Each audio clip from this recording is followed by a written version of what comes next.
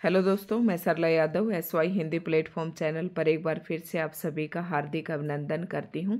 और हम अपने चैनल पर पढ़ रहे हैं हिंदी नाटक यानी कि हिंदी नाटक का विकास। और इसी के संदर्भ में आज हमारी क्लास नंबर रहने वाली है 58 यानी कि 58। और अभी तक मैं हिंदी साहित्य की 57 क्लासेस अपलोड कर चुकी हूँ। तो आज की वीडियो से जो भी कैंडिडेट नया जुड़ रहा है वो इन सभी वीडियो को देख ले। अब ये सारी वीडियोस आपको कहाँ पर मिलेगी, तो सबसे पहले तो अगर आपने चैनल को सब्सक्राइब नहीं किया तो चैनल को सब्सक्राइब कर लें, फिर बेल आइकन पर प्रेस करें। और बेल आइकन पर प्रेस करने के बाद जब आप चैनल पर जाएंगे तो वहाँ पर आपको प्लेलिस्ट मिलेगी। तो TGT PGT एस्टेट 2024 के नाम से मैंने एक प्लेलिस्ट बना रखी है, वहाँ पर ये सारी वीडियोज़ आपको मिल जाएंगी। साथ ही साथ मैंने क्षितिज भाग 1 NCERT भी पढ़ाना शुरू कर रखा है PGT एस्टेट के लिए। तो सभी मतलब एक बार ना आप प्लेलिस्ट चेक कर ले, वहाँ पर आपको सारी प्लेलिस्ट मिल जाएंगी लेटेस्ट वीडियो के साथ जो भी मैंने डाली हैं। ठीक है, तो आज के इस वीडियो लेक्चर में हम पढ़ेंगे, जैसे कि हम हिंदी नाटक पढ़ रहे हैं और हिंदी नाटक का विकास शुरुआत से कहाँ से हुआ। तो काफ़ी सारी वीडियो हमने डाल दी हैं, काफ़ी लंबा टॉपिक है और अभी 3-4 और भी इस पर वीडियो आएंगी। तो काफ़ी सारे नाटक हैं, ढंग से इसे पढ़ना पड़ेगा हमें, क्योंकि हम साथ साथ इसके महत्वपूर्ण प्रश्न भी कर रहे हैं। ये नहीं कि हमने सभी जो नाटक है और नाटककार हैं उनके नाम लिखवा दिए और नाटक लिखवा दिए और काम खत्म, इतना नहीं है। हम साथ साथ महत्वपूर्ण प्रश्न, सभी नाटकों के विषय वस्तु जो जो इम्पोर्टेंट है, जहाँ से प्रश्न पूछा जाता है, इन सभी बातों को हम कवर करते जा रहे हैं। तो शुरुआत करती हूँ आज के इस वीडियो लेक्चर की। और अभी तक मैंने शुरू में बताया था कि हिंदी नाटक का विकास जो है 5 उत्थान में माना जाता है। आचार्य रामचंद्र शुक्ल जी की जब आप हिंदी साहित्य का इतिहास पढ़ेंगे तो आपको पता चलेगा कि उन्होंने ना इन उत्थान में ज़्यादा बांट रखा है कि प्रथम उत्थान, द्वितीय उत्थान, तृतीय उत्थान। तो नाटक के अभी तक हम 3 उत्थान पढ़ चुके हैं और आज ये चौथा उत्थान है, चतुर्थ उत्थान। और इसमें हम पढ़ेंगे प्रसादोत्तर नाटक, यानी कि जो तृतीय उत्थान था उसके अंदर हमने प्रसाद युगीन नाटक और नाटककार पढ़े थे। द्वितीय उत्थान में हमने द्विवेदी युग के नाटक और नाटककार पढ़े थे। और प्रथम उत्थान के अंदर हम भारतेंदु युग और भारतेंदु युग के नाटककार पढ़े थे और उनसे संबंधित महत्वपूर्ण प्रश्न। तो अब चौथा उत्थान है और बहुत ही छोटा है ये, इसमें बहुत ज़्यादा नहीं है। उसके बाद आपको दिखा देती हूँ, फिर ये आ जाएगा पंचम उत्थान। और पंचम उत्थान में समकालीन नाटक हैं और काफ़ी इम्पोर्टेंट नाटक यहाँ से शुरू हो जाएंगे, प्रश्न भी वहाँ से एग्ज़ाम में पूछे जाते हैं। तो पहले हम जो है ना चतुर्थ उत्थान को पूरा कर लेते हैं। और चतुर्थ उत्थान में देखो सारे नाटक इम्पोर्टेंट हैं, आपको ये सभी नाटक जो है ना लिख लेने हैं, अपने नोट्स बना लेने हैं बिल्कुल क्रम से यहाँ पर, और सभी के सन के साथ ये नाटक दिए गए हैं। तो शुरुआत करती हूँ प्रसादोत्तर युगीन, यानी कि प्रसादोत्तर युगीन का मतलब है प्रसाद जयशंकर प्रसाद जी के बाद के नाटककार। तो ये प्रसादोत्तर युगीन नाटककार हैं। और अब हम पढ़ रहे हैं कि जैसे कि जयशंकर प्रसाद के बाद काफ़ी सारे नाटककार हैं। किसी ने ऐतिहासिक नाटक लिखे, किसी ने सामाजिक नाटक लिखे, किसी ने राजनीतिक नाटक लिखे। तो सबसे पहले हम पढ़ेंगे ऐतिहासिक नाटक। और इन्हीं ऐतिहासिक नाटककारों में सबसे पहला नाम आता है हरिकृष्ण प्रेमी। तो हरिकृष्ण प्रेमी के कौन कौन से हैं, जैसे कि भाई ट्रिक आप बना लेना, अगर आप कहें कि मैम हाँ कुछ ट्रिक बताइए तो फिर मैं कोशिश भी करूँगी, लेकिन मैं उम्मीद करके चलती हूँ कि आप लोग याद कर लें, क्योंकि हर एक ना प्रश्न के लिए ट्रिक नहीं बनती है और फिर ट्रिक को याद करने के लिए भी आपको एक ट्रिक बनानी पड़ेगी, इस प्रकार से आप भूल जाएंगे। देखो मैंने भी कम से कम 100 से भी ऊपर नाटककार होंगे जिनके मैंने नाटक याद किए थे जब मैंने UGC नेट एग्ज़ाम की तैयारी की थी। तो इतने आपको भी याद करने पड़ेंगे। याद करने का तरीका मैं आपको बता देती हूँ। एक बार आप यहाँ वीडियो से देखें, वीडियो से देखने के बाद एक बार अपनी कॉपी में नोट्स बनाएं। नोट्स बनाने के बाद जब आप next day early in the morning जब आप उठे तो एक बार इनको रिवाइज कर लें। ठीक है, तो रिवाइज इस तरीके से आप और बार बार रिवाइज करते रहें तो आपको सभी याद हो जाएंगे। फिर मैं ऐसे जैसे कि सभी के नाटक मैं याद कर लेती थी, जैसे कि आज मैंने 10 राइटर के याद किए। तो मैं क्या करती थी, जैसे कि एक प्लेन पेज लिया और उसमें नाम लिख लिया, जैसे हरिकृष्ण प्रेमी। ठीक है, और जितनी रचनाएं आपको याद होंगी ना पेपर आपके लिए बहुत आसान हो। हरिकृष्ण प्रेमी थोड़ा सा जगह छोड़ के दूसरा मैं जैसे लक्ष्मी नारायण नाम इस तरीके से ना लिख लेती थी और फिर ऐसे टेस्ट सा बन जाता। फिर नोटबुक को बंद करके और फिर मैं इनके नाटक लिखती थी, फिर मैं टैली करती थी। और सारे नाटक भी, सारी रचनाएं, नाटक नहीं, उपन्यास, कहानी, निबंध, जितनी भी रचनाएं मैंने याद करी हिंदी साहित्य के अंदर, वो सारी मैंने सीक्वेंस से याद की थी। ठीक है, तो ऐसे आप भी कर लें। तो हरिकृष्ण प्रेमी जी की रचनाएं हैं स्वपन भंग, आहुति, उद्धार, प्रकाश स्तंभ, कीर्ति स्तंभ, शतरंज के खिलाड़ी, संरक्षक, सांपों की सृष्टि, रक्तदान, आन का मान, अमर बलिदान, अमर पुत्री। अब यहाँ पर ना आपको सारे याद नहीं करने हैं। हरिकृष्ण प्रेमी जी का स्वपन भंग इम्पोर्टेंट है। ठीक है, तो आप कैसे याद करेंगे? सबसे पहले ये इम्पोर्टेंट है, उसके बाद आहुति भी इम्पोर्टेंट है, और प्रकाश, ये उसके बाद है शतरंज की खिलाड़ी, ये इम्पोर्टेंट है। उसके बाद आ जाएगा रक्तदान, आन का मान, अमर आन, और अमर बलिदान, अमृत पुत्री, ये इम्पोर्टेंट है, आप इन्हें जरूर याद कर लें। ठीक है, क्योंकि देखो पेपर में ना इतना डीप तो पेपर नहीं पूछा जाएगा आपसे। आप टीजीटी पीजीटी एस्टेट की तैयारी कर रही हैं और साथ ये जो वीडियो है ना यूजीसी नेट, अब मैं पढ़ा आपको इस तरीके से रही हूँ ये रचनाएं कि अगर आप यूजीसी नेट तक की भी अगर आपसे कोई रचनाएं पूछी जाएंगी ना तो आपकी गलत नहीं होंगी। ठीक है, तो हरिकृष्ण प्रेमी जी का स्वपन भंग होता है, और स्वपन में क्या देते हैं? आहुति देते हैं शतरंज के खिलाड़ियों को। ठीक है, रक्तदान देते हैं, आहुति देते हैं और रक्तदान देते हैं। आन का मान मतलब अपना आन का मान बचाने के लिए। अमर आन, ये मिलते जुलते से अक्षर हैं, आप इनको ना किसी भी तरीके से आप अपने दिमाग में इन्हें बैठा सकते हैं। तो हरिकृष्ण प्रेमी जी की इम्पोर्टेंट है। उसके बाद मैंने बताया था कि नाटक में दो नाम मिलते जुलते हैं, एक तो लक्ष्मी नारायण मिश्र और एक है लक्ष्मी नारायण लाल। तो लाल का मैंने बताया था आपको। मिस्र के लिए अब एक ट्रिक से आप बना सकते हैं। मिस्र मैंने ये ट्रिक से बताए थे कि मिस्र हम किसको लेते हैं, जब लाल का आएगा, जब लाल भी बताऊंगी। मिस्र को हम मान लो पंडित हैं ये एक तरीके से। तो लक्ष्मी नारायण मिश्र अशोक के साथ गरुड़ ध्वज। एक सेकंड, मैं इसमें कोई ट्रिक नहीं बताऊंगी आपको। लक्ष्मी नारायण मिश्र, अशोक, गरुड़ ध्वज, वत्सराज, दशाश्वमेध, विशेषता की लहरें, धरती का हृदय, काल विजय और गंगा द्वार। अब इनकी इम्पोर्टेंट है अशोक, गरुड़ ध्वज, वत्सराज, दशाश्वमेध, विशेषता की लहरें और धरती का हृदय। ये सारे जो है ना इनके रचनाएं, ये नाटक सारे इम्पोर्टेंट हैं। क्योंकि रचनाएं याद करने के लिए इसलिए कहती हूँ क्योंकि प्रश्न इस प्रकार से भी पूछे जाते हैं कि निम्न में से ये रचना हिंदी की किस विधा के अंतर्गत आती है। क्यों रचनाएं तो आपको सारी याद होती हैं, अब पता नहीं रहता कि ये नाटक है, कहानी है या उपन्यास है, तो आपको अलग अलग ढंग से याद करनी है। ठीक है, इस प्रकार से भी प्रश्न पूछा जा सकता है जो मैंने आपको बताया। तो लक्ष्मी नारायण मिश्र के हैं कि अशोक, गरुड़ ध्वज, वत्सराज, दशाश्वमेध, विशेषता की लहरें। तो मैं तो इन्हीं को राइटर का जो नाम था इसी को ध्यान में रखते हुए और ये कुछ शब्द मैं इसी से जोड़ देते थे। तो इस तरीके से आप भी याद कर लें। इसके बाद आता है वृंदावन लाल वर्मा। तो ये सारे लक्ष्मी नारायण मिश्र के नाटक तो और भी हैं, लेकिन ये सारे नाटक कैसे हैं? ऐतिहासिक नाटक हैं। ऐसे ही वृंदावन लाल वर्मा के झांसी की रानी, पूर्व की ओर, बीरबल, कश्मीर का कांटा, फूलों की बोली, ललित विक्रम। तो वृंदावन लाल वर्मा के आपको और भी नाटक देखने को मिल जाएंगे, लेकिन ये सारे जो नाटक हैं ये हम अभी ऐतिहासिक नाटक पढ़ रहे हैं। जैसे मैंने आपको शुरू में ही बताया था कि प्रसादोत्तर युगीन जो ऐतिहासिक नाटककार हैं इन्हें हम देख रहे हैं। तो अभी जैसे कि वीडियो आपने शाम को देखी तो शाम को अपने नोट्स बना ले और सुबह उठकर एक बार फिर से उसका रिवीजन कर ले तो आपको याद हो जाएंगे। तो वृंदावन लाल वर्मा सभी को पता है कि खूब लड़ी मर्दानी वह तो झांसी वाली रानी थी, ये वृंदावन लाल वर्मा की है। पूर्व की ओर बीरबल, कश्मीर का कांटा, फूलों की बोली, ललित विक्रम। ठीक है, नेक्स्ट आता है उदय शंकर भट्ट। ये इंपॉर्टेंट है दोनों, शक विजय और मुक्ति पथ।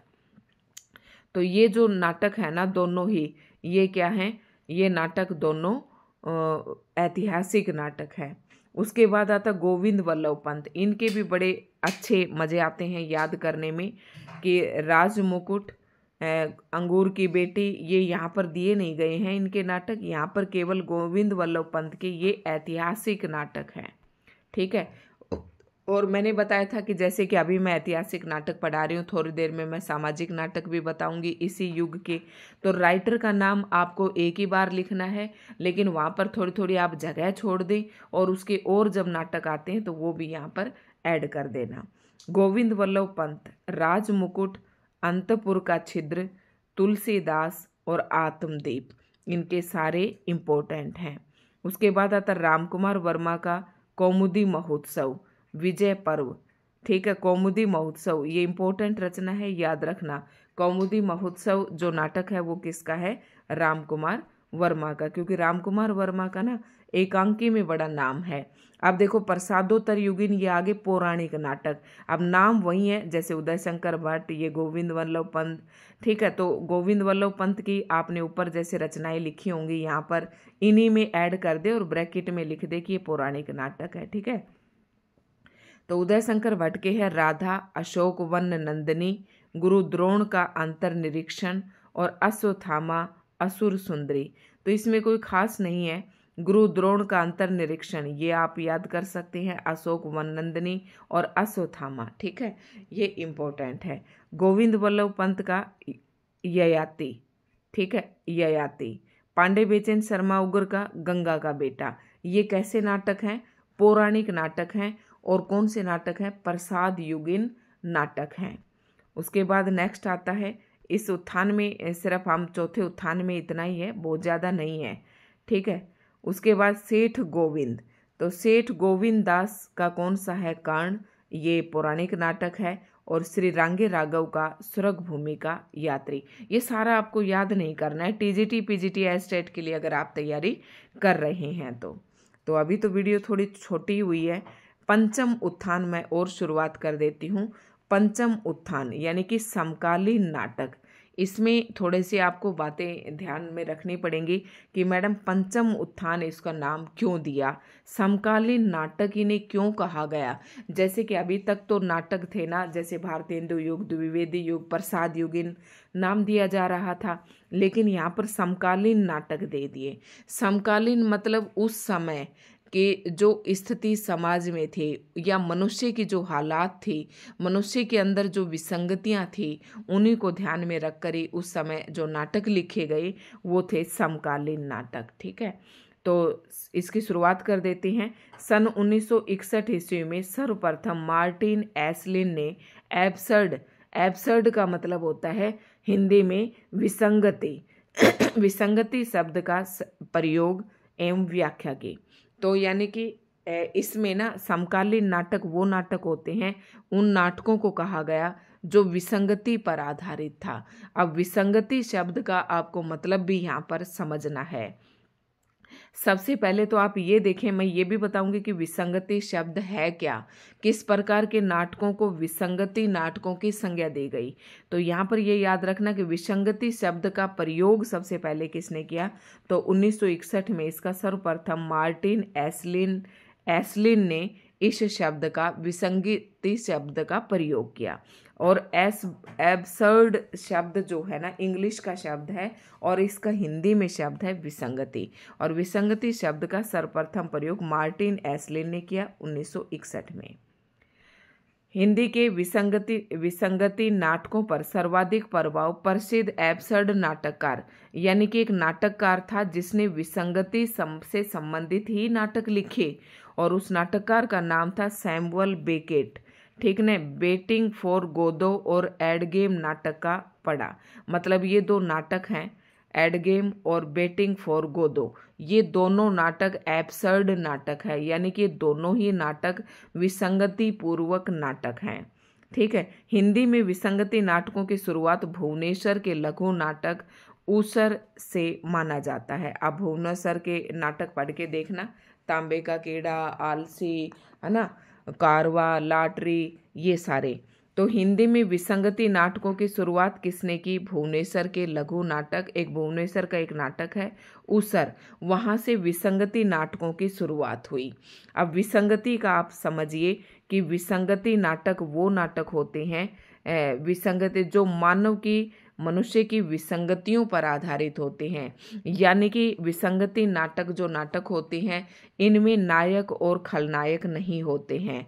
ठीक है, नायक खलनायक नहीं होते। जैसे आपने और नाटक पढ़े हैं अभी तक, उनमें नायक होता है, जैसे आप हीरो कहते हो इंग्लिश में, है ना, नायक और खलनायक नहीं होते। और विसंगति नाटक वो नाटक भी होते हैं इनके जो पात्र होते हैं ना वो बड़े स्थिर होते हैं, रोगी होते हैं, उबाऊ होते हैं। ठीक है, और विसंगति नाटक वो नाटक हैं जिनमें दुख को अधिक महत्व दिया जाता है और इनके पात्र हैं ना जो दूसरों को दुख देने में ज़्यादा अपने आप को अच्छा मतलब आनंद महसूस करते हैं। वैसे इससे पहले जो आपने नाटक पढ़े, जो चतुर्थ पंचम उत्थान से पहले जो आपने नाटक पढ़े, उन सभी नाटकों में नायक खलनायक होते हैं। दूसरों के दुखों को दूर करने में वो अपना कर्म समझते हैं, चाहे कितनी समस्याएं उठानी पड़े, लेकिन अंततः नाटक में वो मतलब सुखांत यानी कि दूसरे की सहायता ही करते हुए देखे जा सकते हैं। लेकिन जो विसंगति नाटक है ना इनमें ऐसा नहीं है। इन नाटकों में ये दूसरों को दुख देकर ही सुखी रहते हैं। इनके पात्र उबाऊ होते हैं, लंबे होते हैं, बीमारी वाले होते हैं और ठीक है, मतलब पात्रों का कोई अहम रोल इसमें नहीं होता है। समझ गए होंगे आप। तो इस प्रकार के जो नाटक होते हैं ना उन नाटकों को क्या कहते हैं? विसंगति नाटक कहते हैं। और तो आप समझ गए होंगे हिंदी में विसंगति नाटकों की शुरुआत किसने की, यानी कि एक समय ऐसा आया नाटकों के अंदर जब विसंगति नाटक लिखे जाने लगे। तो इन्होंने जो हमारे आलोचक हैं, जो हमारे विद्वान हैं, इन्होंने नाटकों को अलग किया। जब हिंदी साहित्य का इतिहास लिखा तो इन्होंने नाटकों को अलग अलग नाम दिए। तो ये नाटक किसमें जो इस समय लिखे जा रहे थे, प्रथम उत्थान में जो नाटक दिए वो विसंगति नाटक थे। ठीक है, और विसंगति नाटक की शुरुआत भुवनेश्वर के लघु नाटक उसर से माना जाता है। डॉक्टर गिरीश रस्तोगी एवं डॉक्टर मदान ने हिंदी में विसंगति नाटकों की शुरुआत भुवनेश्वर के नाटक तांबे के कीड़े। अब देखो ये तांबे के कीड़े, रुक जाए यार, तांबे के कीड़े जो नाटक है ना ये भी भुवनेश्वर का ही है और जो उसर नामक नाटक है ये भी भुवनेश्वर का है। अब अलग अलग विद्वानों ने अलग अलग माना है। किसी ने तो भुवनेश्वर के उसर नामक नाटक से माना और गिरीश रस्तोगी और डॉक्टर मदान है, इन्होंने हिंदी में विसंगति नाटकों की शुरुआत भुवनेश्वर के नाटक तांबे के कीड़े से माना और अधिकतर इसे एकांकी में लेते हैं। ठीक है, सन 1936 में प्रकाशित कारवा भुवनेश्वर का एकमात्र नाट्य संकलन है। इसमें श्यामा एक वैवाहिक विडंबना, प्रतिभा का विवाह, शैतान एवं रहस्य रोमांस आदि नाटक संकलित हैं। देखो सन 1936 में प्रकाशित कारवा भुवनेश्वर का एकमात्र नाट्य संकलन है, यानी कि जो कारवा नाटक है ना ये एक नाटक न होकर नाट्य संकलन है। इसके अंतर्गत कारवा में भुवनेश्वर के कौन कौन से, कारवा नामक नाट्य संकलन में भुवनेश्वर के कौन कौन से नाटक संकलित है? एक वैवाहिक विडंबना और श्यामा एक वैवाहिक विडंबना, ये पूरा है, और प्रतिभा का विवाह और शैतान, ठीक है, रस रोमांस, ये नाटक सारे किस नाट्य संकलन में संकलित हैं? कारवा में। और कारवा का प्रकाशन कब हुआ? 1936 से। ठीक है, मोहन राकेश आधुनिकता बोध के नाटककार हैं। इनके प्रमुख नाटक निबंध निम्नलिखित हैं। इम्पोर्टेंट, वेरी मोस्ट इम्पोर्टेंट, यहाँ से प्रश्न जरूर पूछे जाते हैं। ठीक है, मोहन राकेश आधुनिकता बोध के नाटक है, मतलब मोहन राकेश के जो नाटक है ना उन नाटकों में इन्होंने आधुनिक बोध से परिचित करवाया पाठकों को, श्रोताओं को, तो दर्शकों को, सभी को आधुनिकता के बोध से परिचित करवाया। अब इनका नाटक कौन कौन सा है? सबसे देखो यहाँ पर ना बहुत ही अच्छे तरीके से ये चीज़ें दी गई हैं। सबसे पहले नाटक का नाम दिया है, फिर प्रकाशन वर्ष है, फिर बताया गया है कि नाटक किस प्रकार का है। जैसे अभी तक हम पढ़ कर थोड़ी दुखी हो गए थे ना कि ऐतिहासिक नाटक अलग थे, पौराणिक नाटक अलग थे।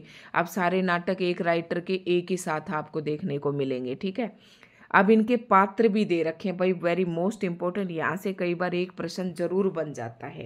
और इनके, क्योंकि ये इनके इम्पोर्टेंट नाटक हैं, तो पुरुष पात्र हैं और स्त्री पात्र भी साथ साथ दिए गए हैं। तो मोहन राकेश के हम नाटक पढ़ रहे हैं। मोहन राकेश का सबसे पहला ही नाटक है आषाढ़ का एक दिन। इसका प्रकाशन वर्ष है 1958। दूसरा नाटक है लहरों के राजहंस और आधे अधूरे। तो लहरों के राजहंस, देखो 3 अक्षर हैं, लहरों के राजहंस, तो 3 शब्द हैं इसमें, और 63 में इसका प्रकाशन हुआ।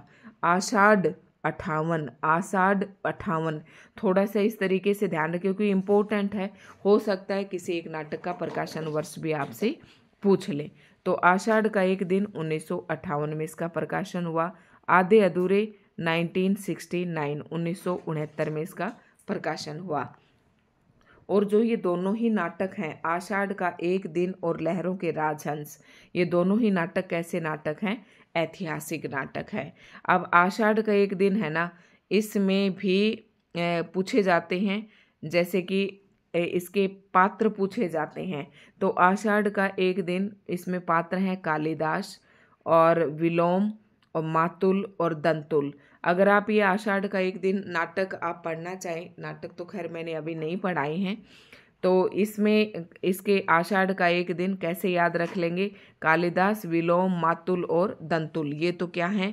मातुल, दंतुल, कालिदास और विलोम। तो ये तो पुरुष पात्र हैं, और स्त्री पात्र हैं अंबिका और मल्लिका। तो ये आपको याद रखने पड़ेंगे थोड़े बहुत पात्र। तो लहरों के राजहंस के पात्र हैं नंद, श्यामांग, आनंद, और इसमें सुंदरी और अलका।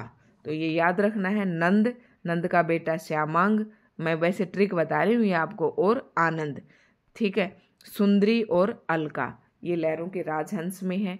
आधे अधूरे में कौन कौन से हैं? महेंद्रनाथ सिंघानिया, जगमोहन और अशोक, ये प्रमुख पात्र बताए हैं। वैसे तो इसमें बहुत सारे पात्र हैं, और महेंद्रनाथ की जो पत्नी है ना, वो है सावित्री, और बिन्नी, किन्नी और जुनेजा। बिन्नी, किन्नी इनके बच्चों के नाम है, और जुनेजा भी इसमें एक स्त्री पात्र है। आगे मोहन राकेश का इम्पोर्टेंट है एक नाटक पैर तले जमीन, और इस नाटक को कमलेश्वर ने पूरा किया था, ठीक है। ये नाटक अधूरा नाटक है और इसको कमलेश्वर ने पूरा किया था। अब कुछ एकांकियां हैं मोहन राकेश द्वारा लिखी। अंडे के छिलके, सिपाही की माँ, प्यालियां टूटती हैं, बहुत बड़ा सवाल।